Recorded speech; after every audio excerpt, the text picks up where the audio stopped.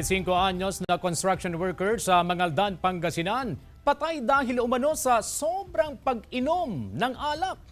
Tinutukan yan ni Jasmine Gabriel Galban.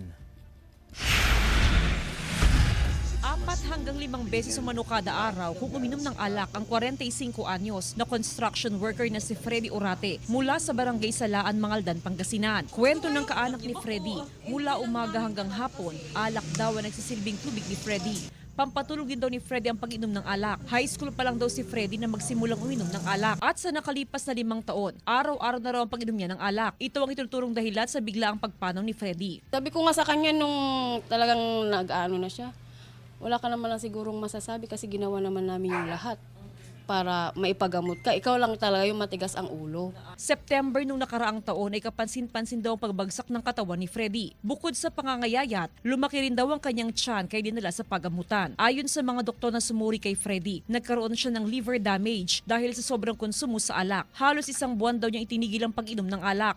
Nagtatanong-tanong naman ako sa mga tindahan dito kung bumibili pa siya ng alak. Sabi naman, hindi na kasi gatas na daw yung mga binibili niya. Pero pagsapit ng November 2024, inaraw-araw na naman daw ni Freddy ang pag-inom ng alak. Nito lang January 15, nang hina raw ang katawan ni Freddy. Umaga nung January 16, binawian siya ng buhay dahil sa upper gastrointestinal bleeding at alcoholic liver disease, resulta ng sobrang pag-inom ng alak. Nadadamage po yung atay natin dahil po sa sobra-sobrang pagkonsumo ng alcohol.